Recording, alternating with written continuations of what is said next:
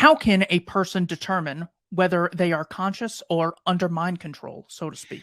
So that's a great question, and I'll indirectly give you the answer. I'll attempt to provide a basic answer to that. But if you want the real full answer to that question, first of all, I highly recommend viewing my natural law seminar, which talks about natural law, objective morality, the world of the occult, etc., and occult principles and the operations of natural law and the law of freedom, etc.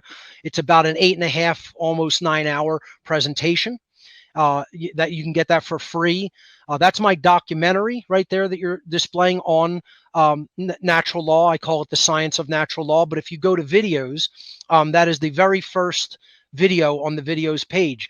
It is called well, the documentary is the first, and then underneath that, it'll load in a moment on Odyssey. Natural law, the real law of attraction, and how to apply it in your life. It is put up there in 3 parts. So that's a 3-part series totaling almost 9 hours of lecture material with slides.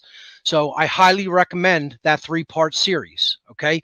Secondly, to answer your question about how does one determine whether or not they themselves are actually awake, I would highly recommend, if you scroll a little bit further down, I'm not sure quite how far you'd have to go. It's a series of presentations called Streetwise Spirituality. Streetwise Spirituality, I'm very proud of. It's one of the presentations, there it is, that I gave, that I really am very proud of the basic philosophy that came out of this seminar, because that's exactly what it does. It talks about what does it really truly mean to be awake. Forget this nonsensical wokeism garbage that we're seeing in the world about, these oppressed further, segregated minorities in gender, going all the way down to like such granular things that, like, it's absurd. How about understanding the smallest minority as the individual? How about stop thinking in collectivist terms, start thinking in moral terms and on terms of moral principles, and then you understand that the smallest minority in the world that anyone needs to be concerned about is simply the individual and individual rights. Then we'll be on to something. But in that Streetwise Spirituality presentation, I gave 20 dynamics, 20 characteristics of what it actually means to be an awake human being in the modern world. And, I'm not going to get into every single one of them, but the main ones are understanding the existence and operation of occultism in the world. That's really number one. Because if you don't do that, you're not going to get to an understanding of natural law, which is taught in realms of occultism. It's not religion, it's occult science. This is why the social engineers want to keep the workings of that occult science from people, because if you understand it, it leads to freedom. And if you don't understand it, it leads to slavery. What do you think the occult engineers want? Freedom or slavery for everybody else? They want freedom for themselves and slavery for everybody else. So they want to understand those dynamics, and they want everybody to remain ignorant of them so they can continue to manipulate and deceive them. It's actually very logical and easy to understand. You got to get the roadblocks of what you already think the way the world works out of your head. That's the problem that most people have. They're rooted in egotism, and they're rooted in fundamental flawed axiomatic beliefs. They think they're smarter than they really are. And that's the problem. This community has not reached the level of intelligence that is required to come out of slavery, unfortunately. And that's not making a blanket statement. Some individuals have. It's not enough. The dynamic has to be pushed over the breaking point, over the tipping point.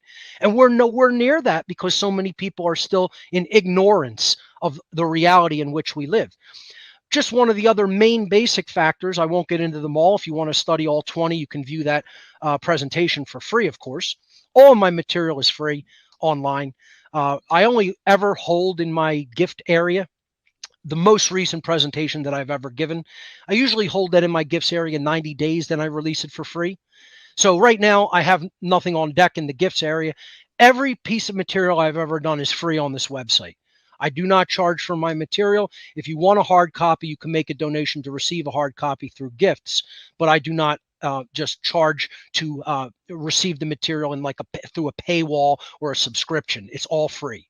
Okay, so the next major characteristic is one has to understand objective reality, objective morality under natural law, and align their behavior to it, and that involves stop believing in the in the moral legitimacy of government.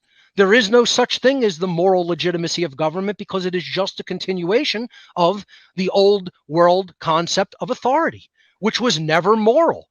A king commanding subjects as his slaves, saying, I'll take whatever percentage I want of what you earn, and you must obey my commands no matter how coercive they may become, is immoral. It's coercion and violence on its face. All authority is that. Authority and kingship are the same thing. Authority, government, and kingship are all the same thing. They're just different words and euphemisms for violence. They're just different euphemisms for slavery. Ultimately, it's all slavery. The king enslaved his subjects. It's not a beneficent ruling dignitary who wants the best for his subjects and would always respect their freedom and autonomy. No, the king dictates law. Law is out of the mouth of the king. This is where we get the word jurisdiction from. To speak the law. Juris, jus juris in Latin, J-U-S, means, and the genitive would be J-U-R-I-S or I-U-R-I-S. If we're looking at classical Latin, there's no J.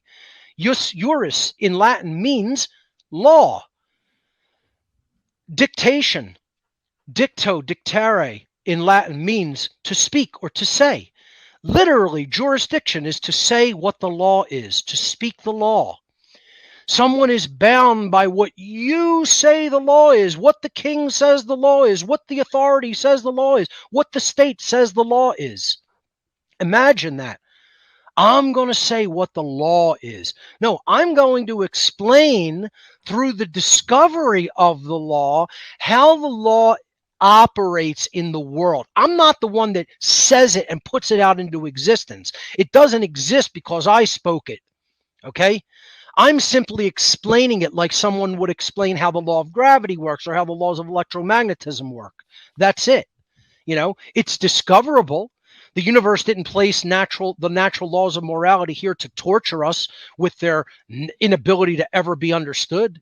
We have to do the work to understand how they operate, then teach that to other people and make it common sense. When we do that, we'll get out of this insane state called slavery, the slavery of government. If we still keep believing in the moral legitimacy of authority and still keep believing that we can dictate to other people what the natural laws are, what their rights actually are, and if we still want to condone the violence that is inherent to the state and inherent to authority and inherent to the covert religion that's running the world, then get used to slavery. It's going to be with humanity for a long, long, long time if that's the path that we choose.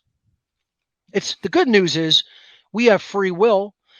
Even though it may be very deeply ingrained, we can still make a choice in the moment to change the way we think, and then ultimately long-term change our behavior and eventually change the manifested experience that humanity is undergoing.